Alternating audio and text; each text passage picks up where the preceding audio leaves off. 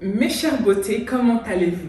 J'espère, mesdames, que vous allez très bien. On se retrouve aujourd'hui pour une très chouette vidéo autour notamment de l'archétype de la reine. Cette vidéo, eh bien, elle symbolise la première vidéo d'une série de vidéos autour des archétypes féminins. Parce qu'il est important en tant que femme, jeune femme, de connaître quel type de féminité est-ce que nous incarnons pour pouvoir vivre une vie alignée avec notre nature.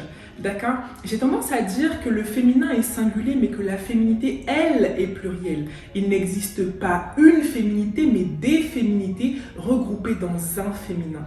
Alors, dans la vidéo d'aujourd'hui, mesdames, nous allons nous intéresser à l'archétype de la reine. L'archétype de la reine qui est un des archétypes les plus admirés, parce que c'est ce qu'une reine est. Une reine est admirée, une reine a de l'impact. Et les femmes qui portent l'archétype de la reine, eh bien, elles sont appelées à régner dans leur sphère d'influence, leur sphère de pouvoir. Mais seulement, mesdames, c'est un archétype qui est très difficile à porter pour beaucoup de femmes qui ont cet archétype de la reine. Et c'est ce que nous allons voir ensemble, mesdames, tout de suite. Alors, installez-vous confortablement et nous, on peut débuter la vidéo. Alors, dans un premier temps, mesdames, vous m'excuserez parce qu'il y a une rafale de vent. Il y a un vent qui est intensément fort. Et un peu trop d'ailleurs à mon goût. Donc j'espère que ça ne va pas perturber cette vidéo. Mais soit. Donc mesdames, l'archétype de la reine, c'est un archétype qui est extrêmement porté, d'accord, par beaucoup de femmes. Mais seulement très peu de femmes sont en réalité conscientes qu'elles portent en elles cet archétype de la reine. Cet archétype de la reine, il est d'ailleurs subdivisé en deux différentes reines et c'est le seul archétype féminin qui est subdivisé en deux différentes, je dirais, catégories de reines. Il existe la reine qui tient le bâton. D'accord. On parle de reine héritée. Et il existe la reine qui porte la couronne. Ces deux subdivisions de l'archétype de la reine, eh bien, ils vont être, je dirais, un petit peu différents dans leur manière d'incarner leur féminité. D'accord. Mais ça, on va y revenir un petit peu plus tard. Gardez à l'esprit qu'il existe la reine qui tient le bâton et la reine qui porte la couronne. Cet archétype, notamment donc les femmes qui portent l'archétype de la reine, bien souvent elles ne sont pas conscientes qu'elles portent cet archétype-là parce que l'archétype de la reine en réalité, il commence dans la douleur. Les femmes qui portent l'archétype de la reine sont souvent des femmes dont l'énergie incarne le respect, dont l'énergie suscite l'admiration. D'ailleurs, les femmes en général qui ont l'archétype de la reine, elles sont que très rarement appréciées par les autres femmes. Parce que vous savez, notre énergie ne ment pas. On peut rarement lutter contre notre nature, notre aura, notre énergie ne ment pas. Parce qu'il est l'émanation directe de qui on est, il est l'émanation directe de notre nature. Et souvent, voyez-vous, soit elles sont que très rarement appréciées des autres femmes, parce que les femmes qui sont dans un féminin blessé, les femmes qui ne sont pas dans une féminité alignée, vont souvent voir en elles comme une rivale, vont souvent voir en elles quelqu'un qui est menaçante, d'accord, qui menace leur territoire. Pourquoi? Parce que la reine, elle est appelée à régner. Et il ne peut pas avoir deux, je dirais, femmes régnantes sur un même territoire. Donc souvent, lorsqu'une reine arrive quelque part dans un environnement qui est souvent féminin, avec des femmes qui sont dans une féminité qui est blessée, eh bien ces femmes-là, elles voient en elles une rivale. Donc souvent, ce sont des femmes qui ne sont pas beaucoup appréciées par la gente masculine. Mais au contraire, eh bien, elles sont souvent appréciées par les hommes. Pas forcément amoureusement, mais souvent les femmes qui portent l'archétype de la reine, eh bien, elles vont souvent, je dirais, trouver grâce, trouver faveur auprès des hommes. C'est souvent les hommes qui vont vous ouvrir des portes, d'accord? Les femmes qui portent l'archétype de la reine, souvent, elles ont commencé leur vie dans la douleur. L'archétype de la reine est souvent marqué par la douleur, par le rejet, par l'abandon et surtout par l'humiliation. D'accord? Parce qu'une femme, une personne en tout cas qui est appelée à régner, eh bien, elle n'arrive pas à un état de règne par hasard. Elle n'arrive pas à cet état de règne sans être passée par la douleur. Les femmes qui portent l'archétype de la reine se voient souvent être des femmes dans leur enfance ou dans leur vie de manière générale qui ont beaucoup connu le rejet. Le rejet parce qu'elles étaient perçues comme différentes.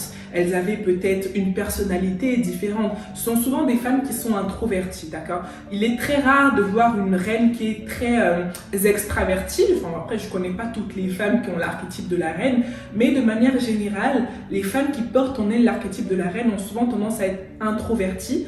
Sont souvent des femmes d'ailleurs qu'on a tendance à qualifier comme étant des femmes qui sont nonchalantes, alors que ce n'est pas forcément le cas, d'accord? Ce n'est pas forcément le cas, mais souvent les femmes qui portent l'archétype de la reine sont souvent extrêmement centrées vers leur monde intérieur. Ces femmes, souvent, eh bien, elles ont connu l'humiliation dans leur vie, soit par le harcèlement scolaire, soit dans le milieu professionnel, soit au niveau de leurs amitiés, mais ce sont souvent des femmes qui ont connu beaucoup d'humiliation.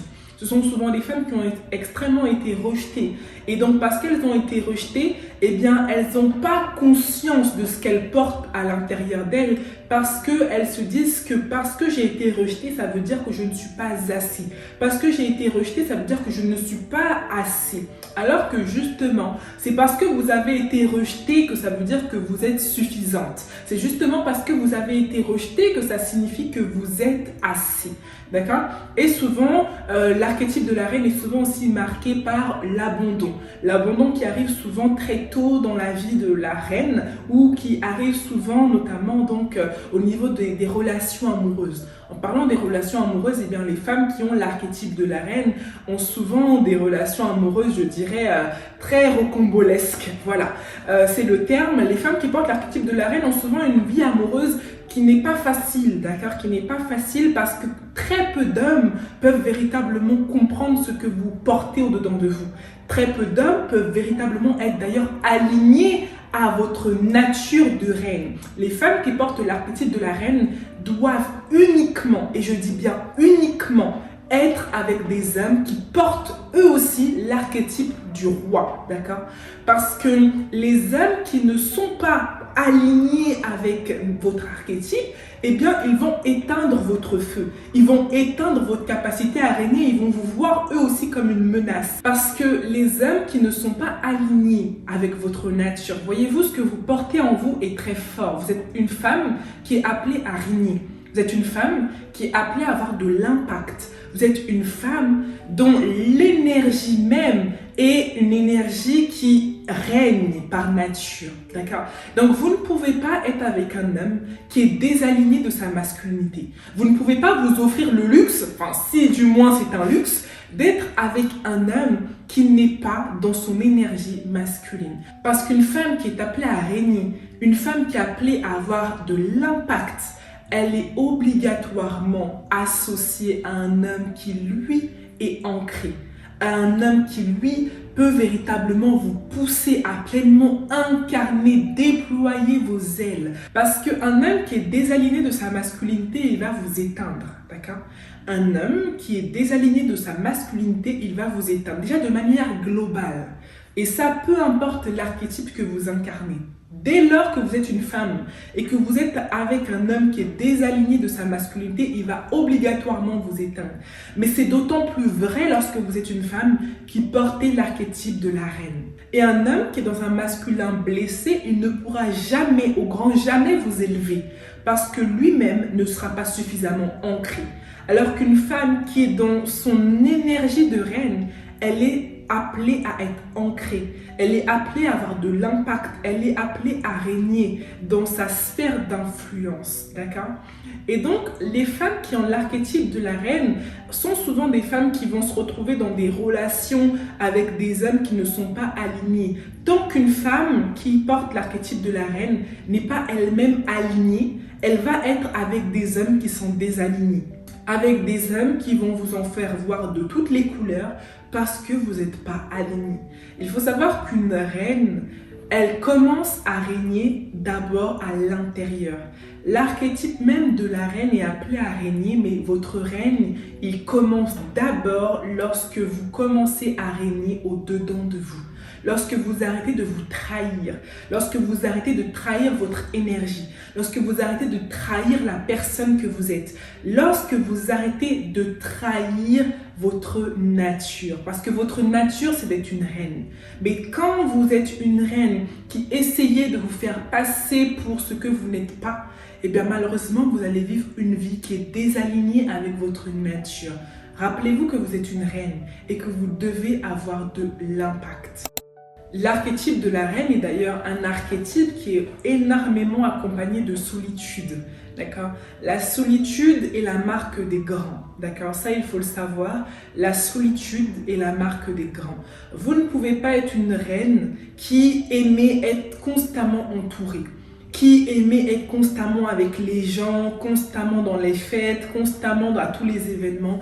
Une reine protège son énergie. Vous devez savoir où est-ce que vous investissez votre énergie parce que votre énergie, il est précieux. Et d'autant plus lorsque vous êtes une femme qui portez l'archétype de la reine. Vous ne pouvez pas dilapider votre énergie avec le premier venu. Vous ne pouvez pas dilapider votre énergie dans des environnements qui ne peuvent contenir l'énergie que vous incarnez naturellement. D'accord? Parce que c'est votre nature. Vous devez savoir que la reine doit souvent être seule. D'accord? La reine doit souvent être seule parce que c'est lorsque vous êtes seule que vous pouvez véritablement construire votre royaume intérieur. Parce que c'est lorsque vous êtes seule que vous pouvez véritablement guérir de vos blessures intérieures. Parce que l'archétype de la reine, comme je vous le disais un petit peu plus tôt, il va souvent être marqué par énormément de rejet, énormément d'humiliation. Parce que dans le début de sa vie, eh bien, la reine n'est pas acceptée. Dans le début de sa vie, la reine est méprisée. Dans le début de sa vie, la reine est marginalisée. D'accord? Et surtout lorsque vous êtes une reine, qui est une reine, je dirais, qui porte la couronne. Parce que les reines qui portent la couronne, elles naissent directement avec cette énergie. D'accord? Elles naissent directement avec cette énergie, mais seulement elles vont être énormément confrontées à beaucoup de réalités où elles vont se sentir pas à leur place. Les femmes qui portent l'archétype de la reine sont souvent des femmes qui ont beaucoup de blessures intérieures à guérir, d'accord? C'est pour ça que dans son énergie blessée, eh bien la reine, elle peut devenir très tyrannique. Pourquoi? Parce qu'elle a une exigence très forte envers elle-même parce qu'elle a dû se construire dans la solitude. Elle a dû se construire dans, je dirais, le rejet. Elle a dû se construire dans la douleur. Et donc, elle peut vite devenir, lorsqu'elle est dans son énergie blessée, extrêmement tyrannique. Et ça, c'est une marque de l'archétype de la reine qui a été blessée. L'archétype de la reine qui a été blessée, elle va souvent avoir cette tendance à être extrêmement contrôlante. Pourquoi? Parce qu'elle a dû se construire dans la douleur. L'archétype de la reine est véritablement caractérisé par la douleur. Vous ne pouvez pas être une reine qui n'est jamais passée par la douleur. En tout cas, pour être une reine qui règne avec beaucoup d'amour, vous devez obligatoirement être avant passer par la douleur, passer par des temps où vous avez été rejeté, passer par des temps où vous avez connu la solitude pour être ensuite capable de fédérer autour de vous. Parce que l'archétype de la reine, c'est ce qu'elle fait. Elle fédère, elle apporte la joie, elle apporte de l'amour, elle apporte quelque chose de nouveau. En général, lorsque vous êtes une reine, eh bien, vous n'avez que très peu d'amis parce que vous ne pouvez pas vous permettre de vous octroyer le luxe d'être amie avec tout le monde, d'être amie avec n'importe qui, d'accord? Parce que les reines ont une énergie qui doit être protégée. La reine, rappelez-vous, doit bâtir son monde intérieur, doit commencer d'abord à régner dans son monde intérieur avant de régner extérieurement. Et on règne extérieurement seulement lorsque notre règne intérieur est suffisamment fort. D'accord? Donc, il est important de vous rappeler, mesdames qui portez l'archétype de la reine, que votre monde intérieur est véritablement ce sur quoi vous devez mettre l'accent. Parce que c'est en accord avec votre monde intérieur, votre règne intérieur, que votre règne extérieur va être grand, va être impactant. Vous ne pouvez pas vous lier d'amitié avec n'importe qui, avec n'importe quelle femme. Parce que les femmes qui portent l'archétype de la reine, elles suscitent, comme je vous le disais en début de vidéo, beaucoup de jalousie chez les autres femmes à cause de votre nature. D'accord? Donc je sais que ce n'est pas facile. Je sais que ce n'est pas facile, cette solitude qui s'attaque s'attache à cet archétype-là. D'accord? C'est véritablement un archétype dont la solitude est véritablement accrochée. Mais parce que, rappelez-vous, mesdames, que la solitude, c'est la marque des grands.